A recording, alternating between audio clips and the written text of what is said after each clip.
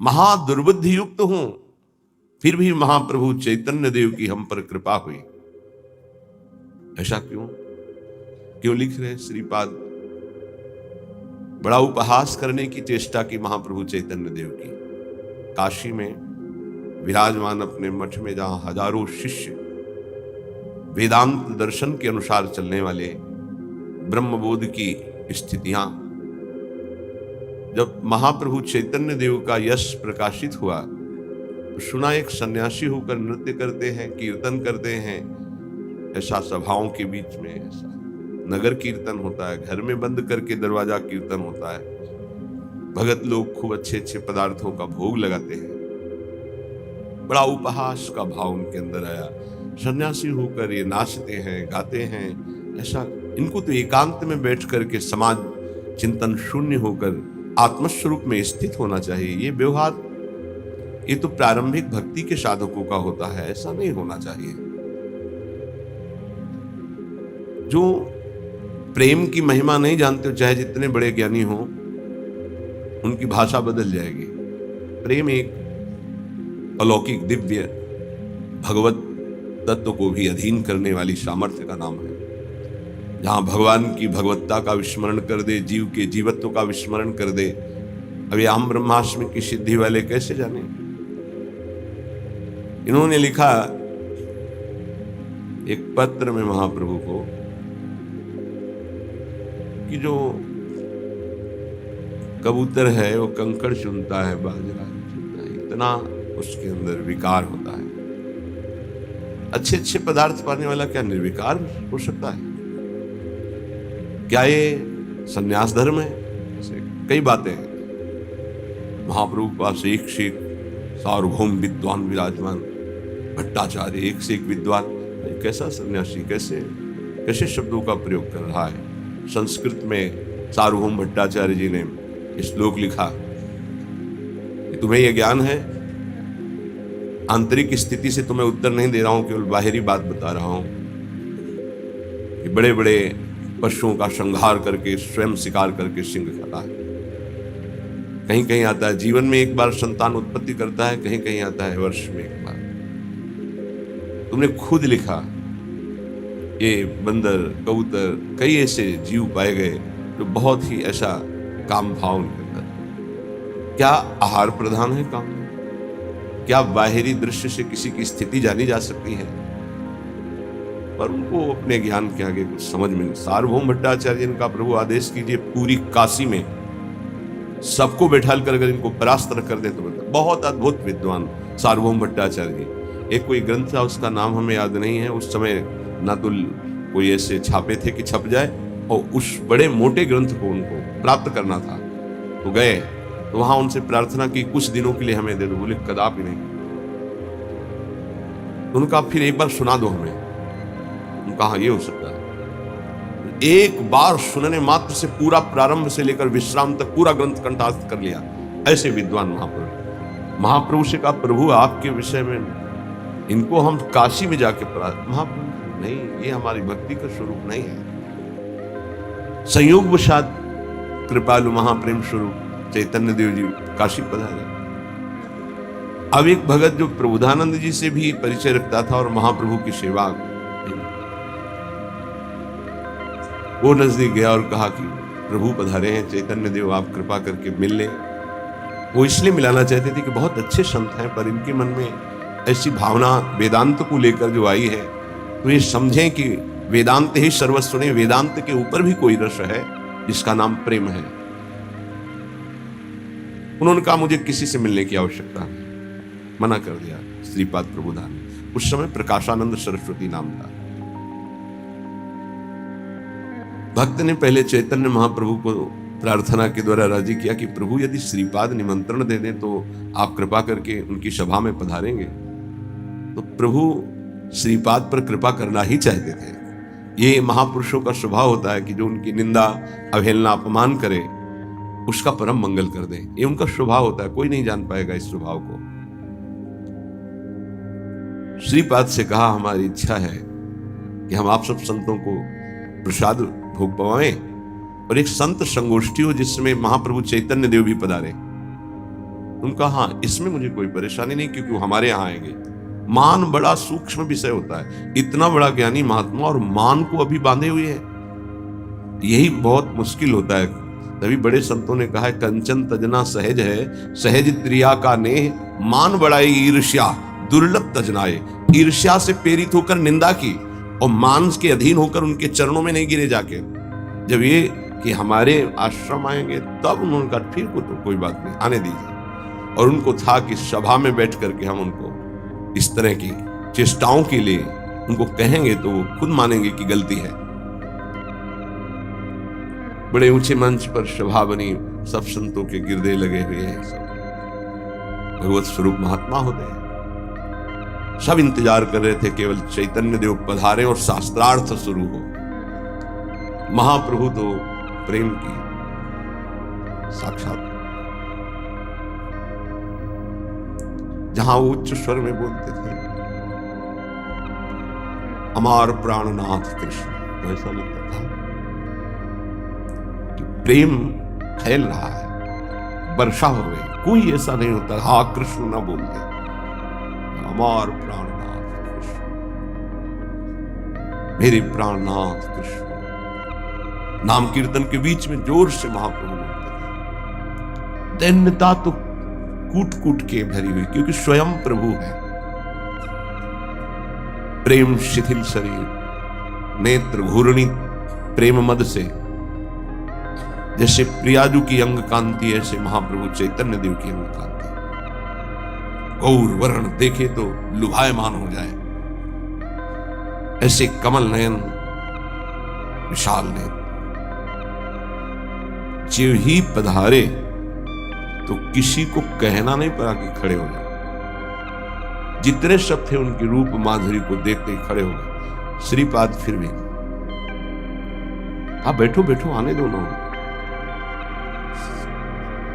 एक भगवत प्रताप होता है। जैसे रावण की सभा में जब हनुमान जी को बांध के लाया गया तो सब खड़े हो गए, आश्चर्यचकित हो गए। किसी की हिम्मत नहीं थी कि आसन में बैठा रहे। इतने बड़े महापुरुष राम भक्त पधारे, सब खड़े। रावण सबसे बैठ जाओ बैठ जाओ, इसका सम्मान थोड़ी करना है। वो तो असत अविद्याग्रसित, लेकिन ये विद्या के पारंगत विद्वान, पर मान का कुछ ऐसा स्वभाव होता है कि वो अपने आगे किसी की नहीं चलने देता। महाप्रभु बैठ गए जहां सबके चरण धोए गए थे, वो उस जगह पर बड़ी शिथिलता है, प्रेम विवशता है। अब तो श्रीपाद के हृदय में जलन हुई कि अरे, इतने बड़े महापुरुष जिनका पूरे विश्व में यश फैल रहा है और वो ऐसे दैन्य, धिक्कार है हमारे मान को। उठे और नजदीक गए और बाहु पकड़ी और कहा, स्वामी जी आप यहाँ क्यों बैठे, आप पधारिए ना। उनका नहीं प्रभु, आप गुरुजनों के सामने वहां बैठना मेरा उचित नहीं, मैं तो अपने नियत स्थान पर बैठना प्रभु उचित। ये जो दैन्यता का प्रभाव, लुट गए पर चरण नहीं पकड़ पा रहे थे, फिर भी मान रोक रहा था। सभा में जाके बैठे, कई वेदांत की बातें की। महाप्रभु हर वेदांत के प्रश्न का उत्तर श्री कृष्ण पर रखते थे और कहा, वेदांत सूत्रों की रचना और भाषा प्रकट करने वाले भगवान व्यास देव जी भी सब कुछ करके भी एक अशांति का अनुभव कर रहे थे। बाद में देवर्षि नारद जी की प्रेरणा से जब श्रीमद् भागवत श्री कृष्ण रूप माधुरी लीला माधुरी का गायन किया तो उनको परम विश्राम मिला। वो क्यों नहीं वेदांत में परम शांत हो गए थे, क्यों रचना की? बहुत विशेष चर्चाएं हुई। श्रीपाद प्रभावित तो हुए पर बार बार तर्क उठ रहा था, क्योंकि बहुत बड़े विद्वान थे। महाप्रभु वहां से पधारे। भावावेश में एक दिन काशी के किनारे घाटों कीर्तन महाप्रभु, और ये भी विश्वनाथ जी के दर्शन करने के लिए जा रहे। जीव ही देखा अश्रुओं की धार रोमांच, और वो कृष्ण नाम की माधुरी छाई हुई थी काशी में। अब लगा कि अब नहीं, अब मान का बोझा मैं नहीं ढो सकता। गए, दंड रख दिया चरणों में, साष्टांग लौट गए। प्रभु अब नहीं, बहुत रोका अपने को। इस मान ने मुझे बहुत दुख दिया, और इसी मान ने आपको उपहासास्पद वचन कहे। प्रभु अब इस अधम को स्वीकार कर लीजिए। महाप्रभु श्री भावावेश में उठाए और कहा प्रकाश तो हो चुका है पर प्रबोध नहीं हुआ।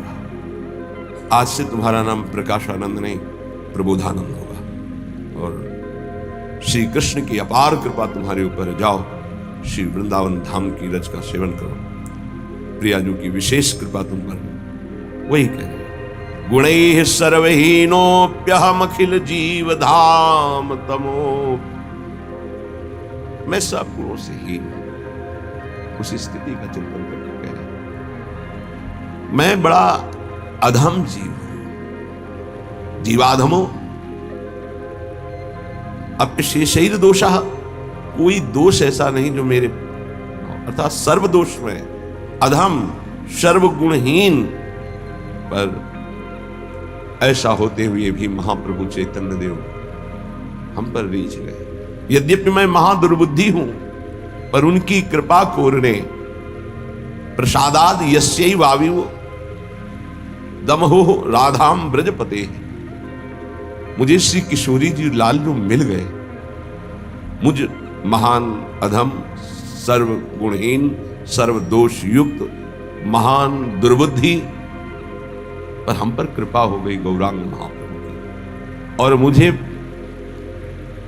कुमारम वृंदावनम अपि स गौरव मम गति ही, ये जो ब्रजेंद्र कुमार श्री लाडली लाल हैं, वृषभानु पुत्री श्री किशोरी जू, नंद के लाडले श्री लालजू, ये ब्रज कुमारो,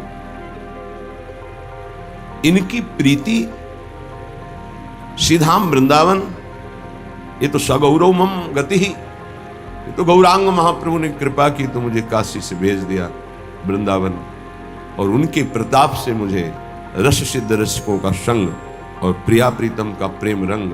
इसलिए ऐसे गौरांग महाप्रभु मेरी गति है। मैं कोटिशा उनके चरणों में नमस्कार करता हूं। इह भ्राम भ्रामम, क्या महापुरुषों की महिमा है कि जो उन पर श्रद्धा न करे उनको भी अमोघ वस्तु प्रदान करते हैं। जो श्रद्धा कर ले तो क्या दुर्लभ। ये कैसा स्वभाव भगवान का और भगवान के प्रेमी जनों का है।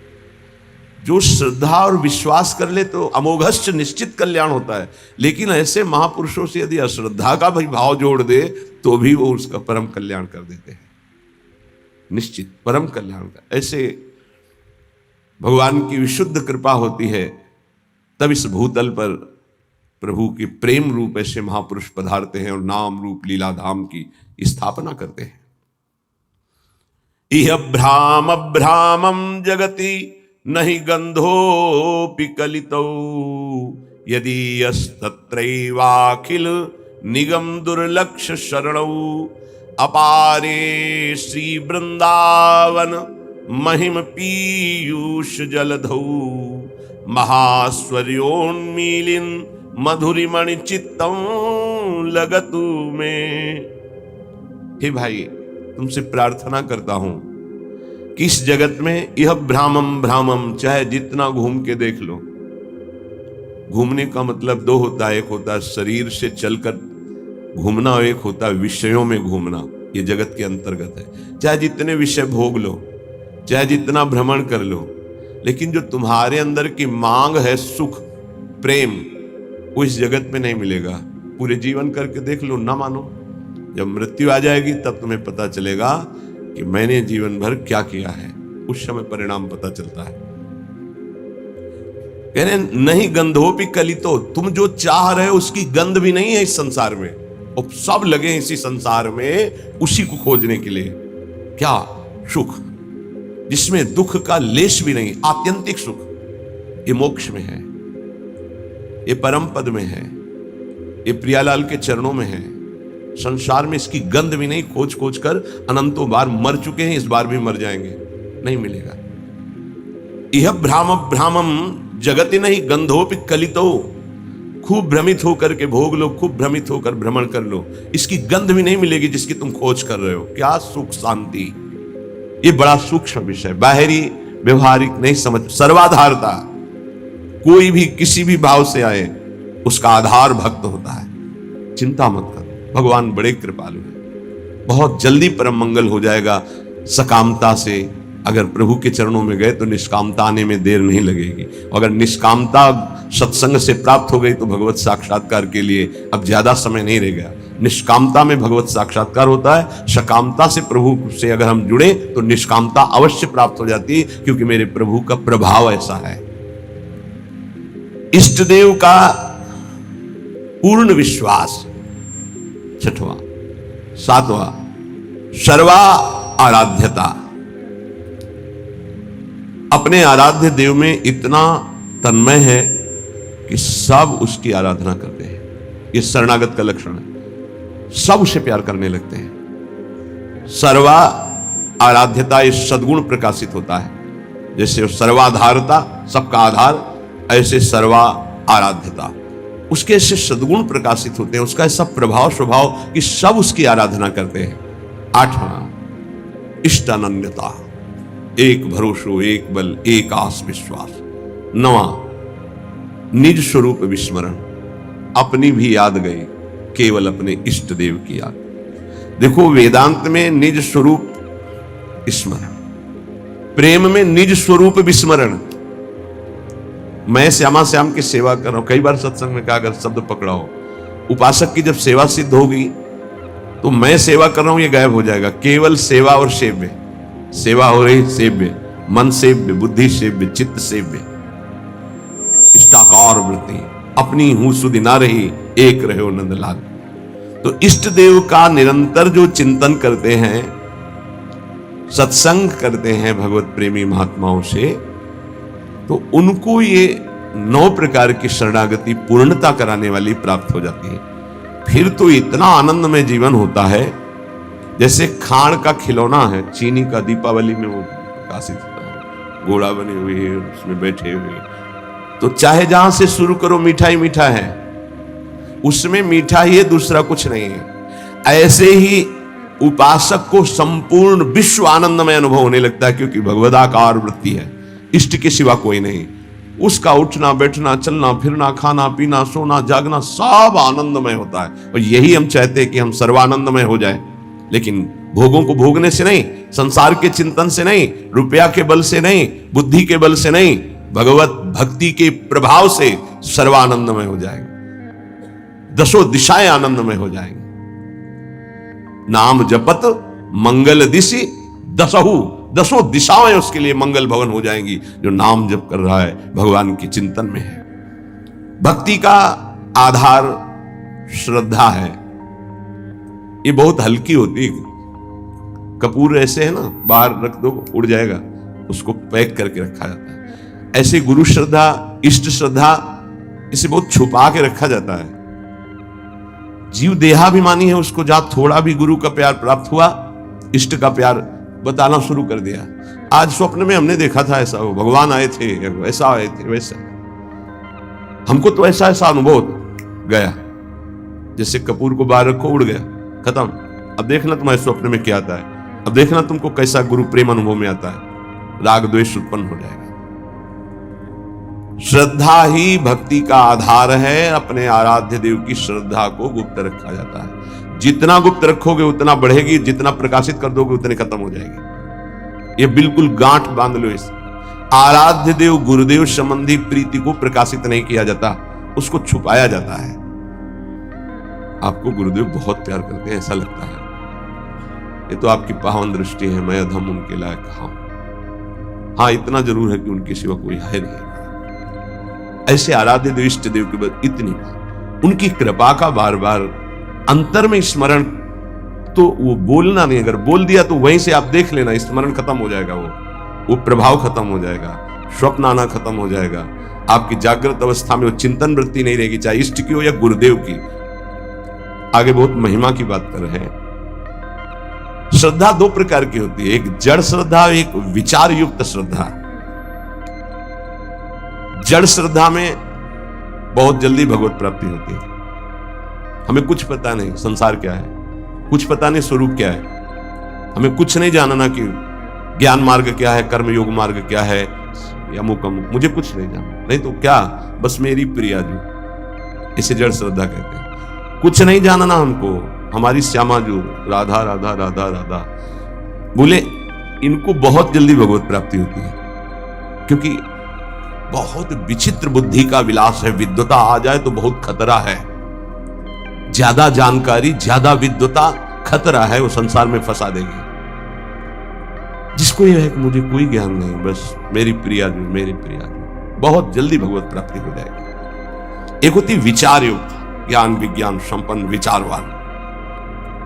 ये जो जड़ श्रद्धा वाला है, यदि इसे कुसंग मिल जाए तो बड़ी जल्दी नष्ट भी हो जाएगा।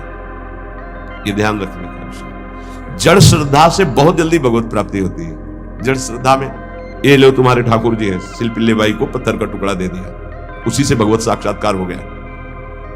कितने ऐसे महापुरुषों का वहां विचार थोड़ी है कि ये तो पत्थर का टुकड़ा दिया, कोई आकृति नहीं, कोई शालिग्राम नहीं, कोई नर्मदेश्वर नहीं, गुरुजी ने हमको तो फुसला दिया।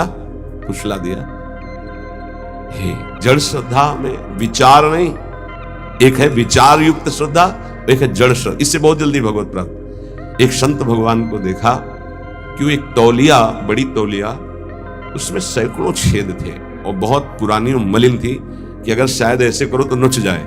वो ऐसे सर पे डाले रहते थे। प्रायः हम उनको उसी में देखते थे। एक दिन कहा ये तौलिया पुरानी हो गई, नई मंगा दे आपको। उन्होंने कहा नहीं, ये तौलिया आप जानते हो हमारे गुरुदेव की है, गुरुदेव ने दिया था। क्या अद्भुत गुरु निष्ठा! गुरु ने अपने प्रयोग की हुई तौलिया दे दी तो जीवन भर ऐसे। ब्रह्मावर्त बिठूर में एक आश्रम में उन संत भगवान का हमें नाम स्मरण नहीं, दर्शन करने गए थे, तो गुरु की लंगोटी से गुरु की पादुका छाती में हर समय बांधे रहते। ऐसा श्री सीताराम ओंकारनाथ जी महाराज की भी जो स्वरूप में पाया गया कि अपने गुरु की पादुका यहां बांधे रहते। नवीन प्रश्नों की ऐसा, बस उन्होंने इतना ही कहा कि इससे हमारे हृदय में रहता है मेरे गुरुदेव मेरे छाती से लगे। इसे जड़ श्रद्धा, विचार की जरूरत नहीं है। गुरु प्रसादी, गुरु वस्तु, इष्ट प्रसादी, इष्ट वस्तु, ये जीवन बन जाता है, ये जीवन हो जाता है। उसमें विचार की जरूरत नहीं। बिना ही विचार करी शुभ जानी। हमारी आसक्ति इतनी हो जाए कि विचार करने की गुंजाइश न रह जाए इष्ट और गुरु में। लेकिन ऐसे साधकों के लिए गिरने की भी बहुत चांस जोरदार होते हैं। तुम देखो ना, तुम्हें कोई ठाकुर जी दिए हैं क्या? ये पत्थर है, तुम्हें फुसला दिया, अच्छा तो अब विचार रहित है, विचार जागृत नहीं हुआ तो भटक भी सकता है। पूज्य बाबा कह रहे हैं उपास्य के विषय में यदि कोई तर्कना करने वाला मिले तो उससे भाग पड़ो। उपास्य देव गुरुदेव के संबंध में यदि कोई तर्कना उपस्थित करे तो ऐसे व्यक्ति से तत्काल दूरी बनाओ, नहीं तो वो आपकी श्रद्धा का अपहरण कर लेगा। यदि उपास्य देव के सेवा सुख की चर्चा, उनकी लीला की चर्चा तो ठीक है, उपास्य देव के विषय में कोई तर्क वाली बात नहीं सुननी है।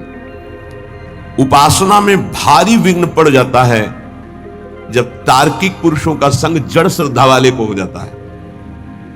बहुत विचित्र खेल है, बहुत संभलना है, बहुत विवेक की बात है। बिल्कुल संग छोड़ देने, वो जड़ श्रद्धा में फिर फर्क पड़ जाएगा। विचारवान तो अपने को संभाल लेगा, लेकिन जड़ श्रद्धा वाले में फर्क पड़ जाएगा। और अगर जड़ श्रद्धा पुष्ट हो गई तो भगवत प्राप्ति हो गई। उपासना में जो विघ्न है वो सबसे बड़ा तार्किक पुरुषों का संग है। पूज्य बाबा गुरुदेव के बताए मंत्र, गुरुदेव के दिए उपास्य देव और गुरुदेव की दी हुई साधना में किसी का हस्तक्षेप बर्दाश्त न करे। इस बात को बहुत जोर से पकड़ लीजिए यदि मंगल चाहते हो तो। गुरुदेव के बताए हुए मंत्र, गुरुदेव के दिए हुए इष्ट देव और गुरुदेव की बताई हुई उपासना साधना में कभी भी किसी भी तरह का हस्तक्षेप बर्दाश्त न करें। बहुत वो बहते देखा ऐसे प्रवाह में बहते हुए, वो पकड़ में नहीं आ रहे, चले गए संसार की दलदल में पुनः फंस गए। कभी भी ऐसे तार्किक पुरुषों का संग न करें जो आपकी उपासना का खंडन कर रहे हो। ये गांठ बांध लीजिए, बहुत हानि हो जाती है, अश्रद्धा हो जाती है। बहुत संभालना है क्योंकि बहुत कोमल श्रद्धा होती है। ये सूक्ष्म विषय सत्संग है, इसको अच्छे से समझना। हमारा भाव बढ़ता चला जाए, तार्किक पुरुषों के द्वारा भाव घट जाता है और यहां तक कि नष्ट भी हो जाता है। जो विचारवान भक्ति वाले होते हैं उनको बहुत विलंब से भगवत प्राप्ति होती है, पर उन विचारवानों को जल्दी कोई भ्रष्ट नहीं कर सकता। ये बात समझना, क्योंकि वो ज्ञान विज्ञान संपन्न है, तत्काल हर बात को काटने की क्षमता रखते हैं। पर जड़ श्रद्धा वाला काटने की क्षमता नहीं रखता, वो तो आसक्त होने की क्षमता रखता है। अब उसकी अगर आसक्ति परिपक्व हो गई तो फिर भगवत प्राप्ति। शिल्पी भाई की जिससे चर्चा में आता है, उनका ब्याह हुआ तो वो अपने वही पत्थर का टुकड़ा उसे ठाकुर जी मानकर गुरुदेव जी ने दिया था, तो वैसे ही सजा कर ऐसे साथ तो पति ने देखा बार बार, तो वो पति की तरफ देख ही नहीं रही थी जब नया ब्याह हुआ। तो उसने सोचा क्या है इसकी गोद में जो हमारी ओर ये देख ही नहीं पा रही, क्या है? बोले हमारे ठाकुर जी हैं। एक नदी पास में थी, लिए ऐसे फेंक दिए कि हमारे और आपके बीच में यही है ना बाधक, फेंक दिया। अब तो उसके प्राण व्याकुल हो गए। मेरे प्रभु, ये देखो जड़ श्रद्धा है पर आसक्ति प्रबल हो गई, श्रद्धा प्रबल आसक्ति में बदल गई। घर ले गए, ना आंख खोलना, ना बात करना, ना पानी पीना, ना भोजन पाना। बहुत विनय की तो आंख खोल के कहा मैं अपने प्राण त्याग दूंगी, एक बूंद जल नहीं लूंगी यदि हमारे ठाकुर जी नहीं आए। अब समस्या है, नई बहू है, अगर नहीं तो फिर प्राण त्याग देगी, फिर वापस वही। तुमका यदि तुम्हें इतना प्रेम है तो बुलाओ ना अपने ठाकुर जी को। जल में फेंक दिया है, अरे वो पत्थर है, पत्थर का टुकड़ा है, कोई भगवान नहीं, तुमको ऐसे केवल बहकाया गया है, तुम्हारे गुरु ने तुमको बहकाया, कोई भगवान नहीं है वो। तुम कहा ऐसा नहीं, आप एक शब्द ऐसा मत बोलिए। और ऐसे बाह करके जे ही पुकारा तो वही जल से निकल कर ऐसे आए और श्री कृष्ण रूप धारण करके हृदय से लगा लिया। जड़ श्रद्धा, जड़ श्रद्धा का मतलब विचार की गुंजाइश ही नहीं, मेरे प्रभु मेरे गुरुदेव बस मेरे सर्वस्व, वहां विचार नहीं। यद्यपि जड़ श्रद्धा सरल भक्त हृदय को भगवान बहुत जल्दी मिलते हैं, जैसे अढ़िया जी का सुना था, पर इस जल में जब रगड़ पैदा की जाती है तो बिजली पैदा हो जाती है। इसी प्रकार जो भक्त इस जड़ जिह्वा में नाम की रगड़ पैदा करते हैं तो इसे आध्यात्मिक अग्नि पैदा हो जाती है। यही सब पापों को भस्म करके, संचित कर्म को भस्म करके ये भगवत प्राप्ति कराती है, ये समस्त विकारों पर विजय प्राप्त कराती है। जड़ जिह्वा पे जैसे बिजली घर्षण के द्वारा पैदा होती है, जल में जल का परस्पर घर्षण होता है, उससे बिजली पैदा हो जाती है। ऐसे जिह्वा और नाम का घर्षण होता है तो एक आध्यात्मिक शक्ति पैदा होती है जो समस्त कामनाओं पर विजय प्राप्त कराती है, जो माया को पराजित करके भगवत साक्षात्कार कराती है। पकड़ो भाई, बात को पकड़ो। हमारा मन जो चाहता है वो करवा लेता, हमें सामर्थ्य नहीं, वो सामर्थ्य नहीं। देखो ना बिजली कहां पैदा हुई हो, कहां तक प्रकाश कर रही है। ये बिजली पैदा होने का स्थान थोड़ी है, बिजली तो कहीं और पैदा हुई, लेकिन एक संबंध के कारण वो यहां भी प्रकाशित हो रही है। क्रम से संबंध है तो यहां प्रकाशित हो रही है। ऐसे ही रोम रोम रग रग में अध्यात्म शक्ति का प्रकाश, तो जगत में जो भी उसके सानिध्य में आएगा वो अध्यात्म शक्ति संपन्न हो जाएगा। ये बिजली पैदा करो, बिजली तुम्हारे अंदर वो सामर्थ्य है कि तुम ये आध्यात्मिक शक्ति प्रकाशित कर सकते हो। क्या करो? बोले इस जड़ जिह्वा में नाम को रगड़ो, इसी से बिजली पैदा हो जाएगी। बहुत संघर्ष करता है तब भाव का प्रादुर्भाव हो जाता है। भक्त की दृष्टि में कोई भी दुख ऐसा नहीं जो सह करके अपने आराध्य देव को न प्राप्त करे। आराध्य देव की प्राप्ति के लिए संघर्ष सहना अत्यंत आवश्यक है। कष्ट सहना, जो अंदर जलन हो रही, जो विकारों की जलन हो रही, सहो भाई, इनकी पूर्ति से कुछ नहीं होगा। इनको से एक बार लड़ जाओ, एक बार निकल जाओ तो जन्म जन्म की लड़ाई जीत जाओगे। जिसकी शुद्ध भक्ति होती है उसको अपने प्यारे के नाम जब किसी और कुछ अच्छा ही नहीं लगता है। बस उसकी लीला कोई सुना दे, उसके गुणों की चर्चा करा दे, उसकी रूप माधुरी का चिंतन करे। तो मेरे प्रभु का स्वभाव है कि जो प्रभु को जपते हैं प्रभु उनको जो जपते हैं। ये बात समझिए। आप प्रभु की लीला कथा सुन रहे हैं, प्रभु आपकी को देखकर इस भाव से।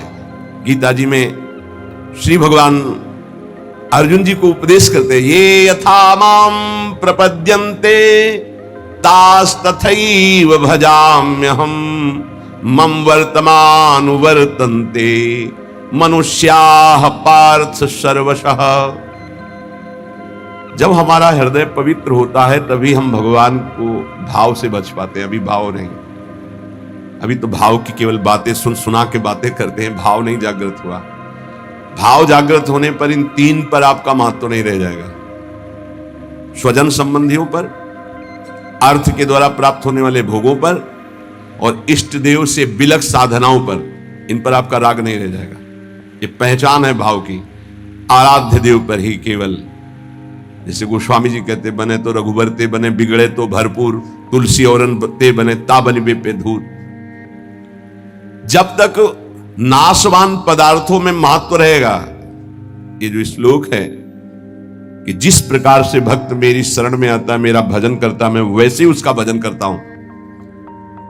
नाशवान पदार्थों का महत्व देने से हमारा मन अपवित्र हो जाता है। नाशवान पदार्थों के भोगने से हमारी इंद्रियां और तन अपवित्र हो जाता है, हमारे कर्म अपवित्र हो जाते हैं। तो जन्म निश्चित हो गया अगला। और जब हम भगवान की शरण में आते हैं, भगवत नाम जप करते हैं, भगवत शरणागत होते हैं, भगवत भक्तों का संग करते हैं, तो सारी मलिनता नष्ट हो जाती है। तन की, मन की, स्वभाव की सब मलिनता नष्ट हो जाती है। इस बात को समझिए। शरीर, इंद्रियां, मन, बुद्धि, पद, योग्यता, अधिकार, धन, जमीन, जितनी भी ये सब हैं, इनमें रुचि, आसक्ति, ये तुम्हारे मन को पवित्र कर देगी, तन को अपवित्र कर देगी, स्वभाव को अपवित्र कर देगी। अगर इन्हीं सभी को प्रभु को समर्पित करके कर्तव्य कर्म का पालन करते हुए नाम जप करोगे तो सब कुछ पवित्र हो जाएगा। जैसे जड़ मिठाई कभी ऐसे लगाने वाली नहीं होती, लेकिन जब प्रभु को अर्पित करते तो प्रसाद हो जाती है। मांग करके किनका मिलता है तो बड़ा आनंद का अनुभव होता है, मेरे प्रभु का प्रसाद है। ऐसे ही शरीर, इंद्रिया, मन, बुद्धि, पद, योग्यता, अधिकार, धन, जमीन, जो कुछ भी है उसे प्रभु को अर्पित करके अपने कर्तव्य का पालन करते हुए जो नाम जप करता है, उसका तन पवित्र, उसका मन पवित्र, उसका स्वभाव पवित्र, उसकी सब वस्तुएं पवित्र हो जाती है। अब तो वैसी निष्ठा नहीं दिखाई दे रही है, होगी किसी के अंदर। पहले महापुरुषों में देखा, जैसे श्री चतुर्भुजदास जी महाराज, जो सेवक जी के मित्र थे, अगर जिस गांव में गए वहां अगर वैष्णव नहीं है, कंठी तिलकधारी, तो उस गांव के कुएं का पानी भी नहीं पिएंगे, ऐसी निष्ठा रखते थे। यहां एक भी वैष्णव नगर में नहीं थे। नगर क्या है, ये भूतों का डेरा है। फिर जहां भगवान का भक्त नहीं, भगवान का भजन नहीं, नाम कीर्तन नहीं, उस नगर का पानी नहीं पीते थे। ये उनके चरित्र में आया है। बहुत पवित्रता का निर्वाह महापुरुष जन भजन के लिए करते थे। गले में कंठी नहीं, मस्तक पे तिलक नहीं, तो हाथ से पानी पीने की रुचि नहीं है। ऐसी निष्ठा, निष्ठा में ही तो सब। इसी निष्ठा का प्रभाव दैवी शक्ति को भी परास्त कर दिया। एक दिन एक नगर से निकल रहे थे तो देखा एक आदमी चिल्ला रहा था, रो रहा था, उसके हाथ पीछे बंधे हुए थे और बड़ा ढोल नगाड़ा बज रहा था, उसको घसीटते हुए ले जा रहे थे। चतुर्भुजदास जी मंडली के सहित मुरली मनोहर अपने ठाकुर को लेकर, मुरलीधर को, वो विचरण करते थे। तो उन्होंने लोगों से पूछा, ये आदमी इतना त्राहिमाम बोल रहा है, इसका कोई साथ क्यों नहीं दे रहा है, इसको क्या? तो बोले ये देवी के बलि चढ़ाने के लिए ले जाया। देवी की बलि? कहां है मंदिर? गांव के बाहर है। वाह, पहले उसको रुकवा दिया। इतना भजन का तेज था, रुकवा दिया और दरवाजे पे गए और कहा कि तुम मां हो?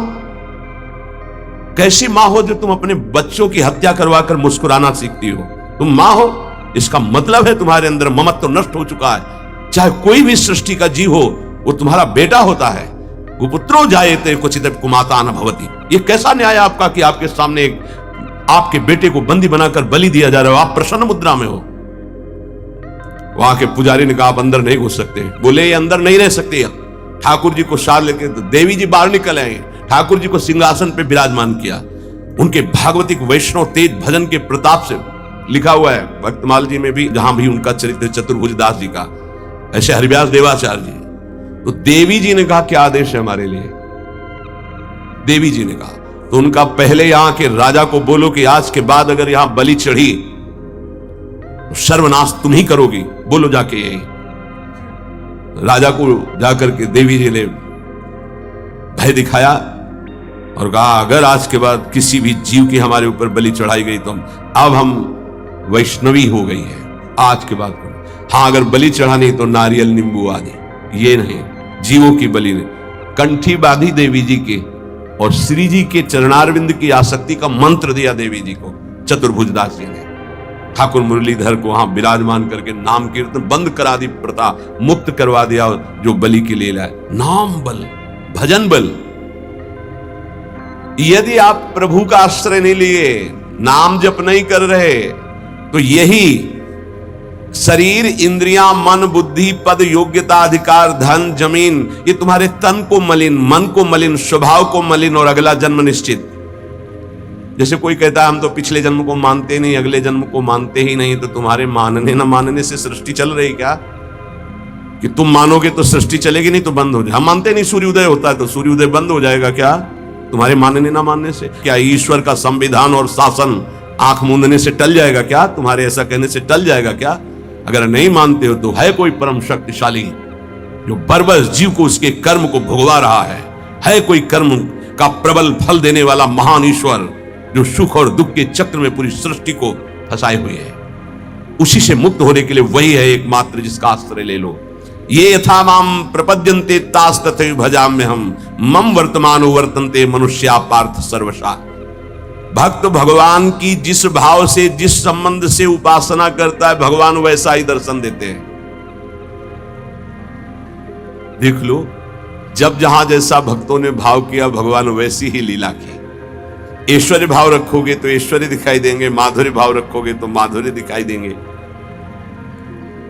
भगवान उसी प्रकार से भक्त के अनुभव में आते हैं जो जैसा भगवान के प्रति भाव रखता है। कोई भक्त भगवान को अपना गुरु मानता है तो भगवान श्रेष्ठ गुरु रूप में आ जाते हैं। अगर कोई भगवान को शिष्य मानता है ऐसे संत महात्मा जन जो भगवान को शिष्य मानते हैं, तो भगवान एक श्रेष्ठ शिष्य बन जाते हैं। देखो, संदीपनी जी के शिष्य बने, विश्वामित्र जी के चरण चापे, वशिष्ठ जी के समीप बैठकर शिष्यत्व स्वीकार कर योग वासिष्ठ का प्रवचन सुना।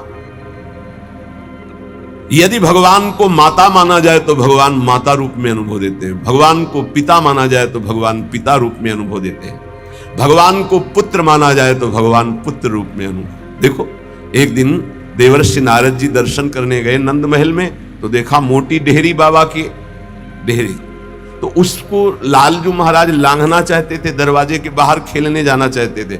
अभी खड़े होना ठीक से आया नहीं था, घुटनों के बल चल रहे थे, तो ऐसे चलते हुए घुटनों के बल ऊपर ऐसे देहली के हुए, चरण ऊपर उठ गए, हाथ ऐसे हो गए, अब देहली के बीच में टंगे हुए और रो रहे हैं। नारद जी ने देखा, साष्टांग दंडवत किया, बोले प्रभु देहली पार कर दे क्या? तो बोले जानते नहीं हो क्या हमारे लिए देहली? उन्हें बोले जानते हैं प्रभु, वामन अवतार में एक चरण बढ़ाया था तो ब्रह्मलोक तक गया था। तो बोले तुम जानते हो ना, ये तुम्हारे लिए लीला नहीं है, मुझे पुत्र भाव से उन लोगों ने भजा है तो उनकी सुख के लिए मैं लीला कर रहा हूं। चलो बीड़ा लो और दूर खड़े होकर के दर्शन करो। वो रोने, मैया मैया मैया भागती हुई आई, अरे मेरे लाला, उठाया गोद में और दासियों को डांट रही, तुम लोग ध्यान नहीं देते, देखो लाला मेरा कस, मैया गोद। अगर कोई मुझे पुत्र मानता, देखो जगत को एक क्षण में रचने वाले पिता उनको पुत्र माना तो घुटनों के बल भक्त के आंगन में चल रहे हैं। जगत का भरण पोषण करने वाले प्रभु का भरण पोषण यशोदा मैया के वक्षा स्थल के दुग्ध से होता है। कैसा भाव का खेल है! ये बड़ा सुंदर स्वरूप है जब यशोदा मैया छड़ी लेकर, बहुत उपद्रवी हो गया है। लालू महाराज ने देखा आज तो पिटेंगे, मैया आवेश में है, ऐसे दोनों हाथ से ऐसे, तो पूरा काजल गाल में, कितनी सुंदर शोभा, विशाल नेत्र है ना, एक बूंद आंसू नहीं, और रोते जा रहे, मैया की तरफ भयचकित देख रहे हैं, दया आ जाए छड़ी ना। कौन है? भ्रकुट टीढ़ी कर दे तो भय को भी भयभीत कर देने वाले प्रभु। ये देखो भाव देश का स्वरूप देखो। अरे छठी के दिन इतनी विशाल पूतना को भी, तो इनके लिए कोई भय है क्या? लेकिन भाव का देखो खेल। मैया ने पुत्र माना तो प्रभु वैसे लीला दर्शा रहे हैं। अरे और तो और बात जाने दो, यदि भगवान को नौकर मान लो तो नौकर भी बन जाते हैं। वो कह रहे हैं कि नौकर बनू हजाम। कैसे? त्रिलोचन जी के यहाँ, एकनाथ जी के यहाँ श्रीखंडिया के रूप में, माधवदास बाबा के यहाँ स्वयं जगन्नाथ जी सेवक ही बने हुए तो लगे ही। ये ऐसे भगवान से यदि अपनापन करके कोई भाव कर लो, वो आपको अनुभव कराएंगे। सच्ची कहते तुम पहचान नहीं पा रहे, रोज तुमसे मिलता है वो, हर क्षण तुमको देखता है क्योंकि तुम भक्त हो उनके, लेकिन तुम्हारे अंदर वो दृष्टि नहीं है इसलिए नहीं देख पाते। रोज मिलता है, छलिया वो रोज मिलता है वेश बदल कर। इसीलिए हर समय सावधान रहो, पता नहीं किस रूप में मेरा प्रीतम आकर के कहीं चूक ना हो जाए। त्रिलोचन जी के हृदय में था कोई ऐसा साधु सेवी मिले, क्योंकि मुझे इतना समय नहीं मिलता कि मैं संतों के पास बैठूं, उनके मन की बात पूछूं, फिर वैसा उनकी सेवा करूं। व्यवस्था सब हो जाएगी, कोई ऐसा नौकर में। भक्त के अंदर की कोई भी इच्छा भगवान अधूरी नहीं छोड़ते। मुझे कोई नौकर रख ले, 14 वर्ष की अवस्था, नव किशोर अवस्था, मलिन वस्त्र धारण किए हुए, फटे पुराने, ऐसे जैसे नौकर धारण करते हैं, सामने से निकले। और जगह बोलते जाके नहीं, केवल त्रिलोचन जी के दरवाजे में बोल सकते हैं ये कि मुझे नौकर रख ले, और किसी की हिम्मत ही नहीं, ब्रह्मा की भी हिम्मत नहीं, ब्रह्मा की भी हिम्मत नहीं कि इनकी तरफ ऐसे भाव से दे, ये भक्तों का खेल है। त्रिलोचन जी आओ आओ, हमें तो जरूरत है एक नौकर की, बस संत सेवा करवाने के लिए। आप क्या कर लेते हो? बोले बचपन से अनाथ हूं, मेरा कोई है नहीं, न माता न पिता न परिवार। तो झूठ भी नहीं बोल रहे, इनका कोई है ही नहीं, यही सब है, तो इनका कौन है? बड़ा विचित्र खेल। भगवान शंकर का ब्याह हो रहा है, तो साखोच्चार बुलवाया जाता है, पीढ़ी कुल परंपरागत। कहा गया हाँ आप अपने पिता का नाम लीजिए। भगवान शंकर ने कहा हम किसका नाम ले पिता के रूप में? चलो, ब्रह्मा जी की भ्रकुट से रुद्रावतार होता है, उनका ब्रह्मा जी पिता, हाँ, और पितामह अभेद है हरि और हर। तो चलो भगवान हरि की नाभि कमल से ब्रह्मा जी की भ्रकुट से रुद्रावतार, तो कहा हरि प्रपितामह, बोले शंकर। बाप बाबा के बाप बाबा है, उनके आगे कोई है नहीं तो क्या बोलो, प्रपितामह में शंकर को बोलो। नहीं, वो तो पहले बुलवाया है ना आपने, तो बोले पहले भी हमें, बाद में भी हमें, बीच में भी हमें। ये हैं इनका, तो इनकी हर बात सत्य होती है। कह रहे हैं कि मैं अनाथ हूं, क्यों? ये सबके दीनानाथ हैं, इनका नाथ कौन हो सकता है? मेरे परिवार में कोई नहीं है, क्योंकि यही सबके परिवार है, इनका परिवार का चराचर जगत वही खुद बने हुए हैं। मेरे माता पिता नहीं, क्योंकि सबके माता पिता है। अच्छा, तो बचपन से हमको सेवा में बड़ी प्रवीणता है, हर कला हमको आती, पर साधु सेवा विशेष हमें रुचिकर है। अच्छा, तो तुम भोजन बना लेते हो? बोले एक बार बनवा दो, अगर संत अंगुली न चाटे तो बताना, इतना सुंदर। फीस क्या लोगे? पेमेंट क्या है आपकी? पेमेंट तो हम पैसे तो लेते नहीं, हमारी रुचि नहीं रहती पैसे। लक्ष्मी जी चरण चापती, भगवान उधर नहीं देखते। नहीं तो आप कुछ तो होगी। बोले हाँ, थोड़ा भोजन ज्यादा पाते हैं हम। जितना हम भोजन पाएंगे तुम्हारी पत्नी पीसेगी, उसी के हाथ का पीसा पाएंगे, वही हमारे लिए बनाएगी, और 1000 संत आ जाएंगे, उनकी व्यवस्था हम करेंगे, तुम निश्चिंत रहो, कभी शिकायत नहीं मिलेगी। पत्नी से कहा समस्या का समाधान तुम ही हो। तो उनका कितना, आधा किलो आटे की रोटी पाएंगे। तो उनका इस भूल में मत रहना, अगर हम भरपेट पाएंगे तो 3-4 किलो तक पहुंच सकता है, हमें पीसना पड़ेगा। बोले शर्त है, अगर इतना कर सकती हो तो। और कभी किसी से कहोगी नहीं, अगर कह दिया तो फिर मैं नौकरी में नहीं रहूंगा। त्रिलोचन जी ने पत्नी से कहा बहुत सेवा की भावना हमारे अंदर थी, ये पुष्ट हो जाएगी इससे, तुम इतना स्वीकार कर लो। ठीक है, दोनों टाइम का भोजन हम बना के पीस के तुम्हें पवाएंगी, और तुम संत सेवा। भगवान जैसे किसी के मन में चल रहा है कि आज बढ़िया कढ़ी बनती है ऐसी ऐसी, तो भगवान वैसे ही बना के सबकी सेवा में रत। अब तो वहां संत समाज आती, खूब नाम कीर्तन, खूब कथा। त्रिलोचन जी निहाल हो गए कि मुझे, और नाम पूछा तुम्हारा नाम क्या है? तो बोले अंतर्यामी।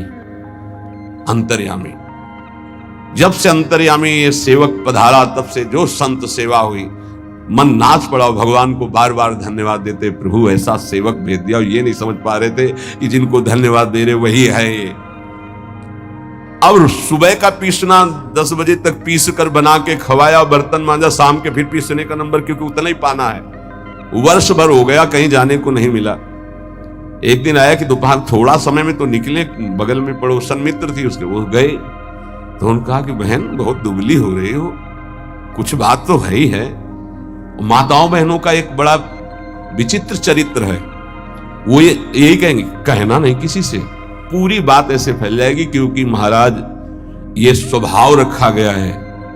महाराज युधिष्ठिर जी ने ये शाप दे दिया। जब सबको अर्घ दान दिया जा रहा था तो माता कुंती ने कहा कि बेटा कर्ण को भी अर्घ दान दे दीजिए, जो पित्त तर्पण आदि के मंत्रों द्वारा, तो उनका उसके कारण ही पूरे वंश का कौरवों के विनाश हो गया। अगर वो साथ ना देता तो कभी हमसे युद्ध ही नहीं होता। ऐसे विपक्षी के लिए आप कैसे बोल दिए कि आप उसको पित्त तर्पण करो इस समय? माता आपकी बुद्धि कैसा निर्णय कर रही है? ऐसे धूर्त को तुम कह रहे हो कि मैं, जो द्रौपदी के लिए गंदे वचन बोला, जिसके बल से बलवान होकर दुर्योधन ने युद्ध किया, न जाने क्या क्या कष्ट सहना पड़ा। उनका बेटा तुमसे छुपाया था एक बात है। क्या? वो तुम्हारा बड़ा भाई है। कर्ण मेरा बड़ा भाई? तब उन्होंने कहा, मां अगर तुम इतना कह देती तो मैं पैर छूकर जेह्यूस के सामने झुकता तो पूरा बच जाता, राज समाज नहीं मारा जाता, क्योंकि उसी के बल से दुर्योधन बलवान होकर लड़ रहा था। हमें कोई वैर होता ही नहीं। जब कर्ण को हम अपना राज्य दे देते तो दुर्योधन का मित्र ही था, कोई झगड़ा ही नहीं होता। मां ये बात पहले क्यों नहीं बताई? आज से मैं शाप देता हूं, कोई भी विशेष गुप्त बात माताओं के हृदय में ना टिके। संसारिक बात की क्षमता को सह पाना कोई महाभागवत की ही बात है। तो उन्होंने कहा कि कहना नहीं। मैं बोले दीदी तुम विश्वास मानो, कभी कहा है हमने? माताओं बहनों के जो चर्चाएं होती हैं वो बड़ी गूढ़ चर्चाएं होती हैं। हाँ, आपस में। बोले एक नौकर आया है, बस कहना नहीं। बोले नहीं किसी से। एक नौकर आया है, वो बहुत सेवा करता है पर खाता बहुत है, और उसको बना बना के हम ही को खवाना होता है, इसलिए हम दुबली भी हो गए, तुमसे मिलने भी नहीं आ पाए। लेकिन कहना नहीं, वो चला जाएगा। जब लौट के आई तो हाँ नहीं थे अंतर्यामी भगवान ने। त्रिलोचन जी तो हाँ अंतर्यामी कहाँ गए? खूब ढूंढा, नहीं मिले, बहुत विकल होके रो रहे थे। उसी समय उसी रूप में भगवान प्रकट हुए। मालिक, अरे अंतर्यामी, जो नजदीक जाने की कोशिश करो, देखा ललित त्रिभंगी भगवान से। प्रभु आप बोले मैं ही तो था, तुम क्या समझते तुम्हारा कोई और नौकर था? मैं ही नौकर था। मैं तुम्हारी इच्छा की पूर्ति के लिए स्वयं नौकर बना हूं। अगर आपका भाव बन जाए भगवान के प्रति तो भगवान नौकर बन जाए। देख लो, जहां अर्जुन जी की पादुकाएं हैं वहां भगवान बैठे हैं, और जहां भगवान की पादुकाएं रखने की चौकी होती वहां भगवान शंकर सनकादि नमन करते हैं। शिव शनकादि जहां वंदना करते हैं, जिनकी चरण रखने की चौकी में, वो भगवान वहां बैठे हैं सारथी पद पे, और रथी रूप में अर्जुन भक्त बैठा है। कैसे? प्रभु तर उतर कभी डार पर है, प्रभु ऐसे बैठे हैं और सब ऊपर बैठे, डाल में बैठे। प्रभु तरुतर कभी डाल पर। देखिए आप, बड़ा विचित्र भगवान का कृपा प्रसाद है। जो भगवान को दोस्त मानता है तो भगवान दोस्त बन जाते हैं। जो भगवान के लिए जितना व्याकुल होता है भगवान उसके लिए उतना व्याकुल होते हैं। भगवान भक्त के बिना तभी नहीं रहते जब भक्त भगवान के बिना नहीं रह सकता। ये ध्यान रखना। आप जी रहे हो अच्छे से, वो छुपे हुए हैं। जिस दिन आप व्याकुल हो जाओगे वो छुप नहीं पाएंगे, वो बड़े प्रेमी हैं, तत्काल आपका साक्षात्कार हो जाएगा। भगवान श्री कृष्ण चंद्रजू कहते हैं, मुझे जो जिस भाव से भजता है। देखो अभी क्या भाव से भज रहे हो? अब भी भज रहे हो विषय भाव से, भोग भाव से। जिस जिस भाव को आप, तो वही श्री कृष्ण बने हुए। सच्ची बात मान लो, उनके सिवा कोई नहीं बना हुआ। वही है, मत्ता परतरम नान्यत किंचित अस्ति धनंजय, किंचिन मात्र हे धनंजय, मेरे सिवा कुछ नहीं है। इसलिए आप भगवान से अपनापन कीजिए। जो वस्तु चाहोगे वो बन करके आपके समीप आ जाएंगे। वही है, वस्तु में, व्यक्ति में, स्थान में। देखो वही बनने वाले हैं, वही बनाने वाले हैं। जो वस्तु बनी वही बने हैं, पक्का समझिए। जिस समय हमारा ज्ञान दूर हो जाएगा तो ये बात समझ में आ जाएगी। वही जैसे बछड़ा और सखाओं का अपहरण किया तो सखा भगवान बन गए, उनके कपड़े बन गए, छड़ी छीका बन गए। वैसे ही रंग के बछड़ा, उतने ही बछड़ा, उतनी आयु के, ऐसे ही भगवान चराचर जगत बने हुए हैं। इसलिए हमारे अंदर भगवत भाव जागृत हो जाए तो निष्ठा पूर्वक नाम जप करें, और तन मन की अपवित्रता को दूर करने के लिए कर्तव्य कर्म, जो हमें कर्तव्य कर्म भगवान की सृष्टि में मिला है उसे करके भगवान को अर्पित करें। खूब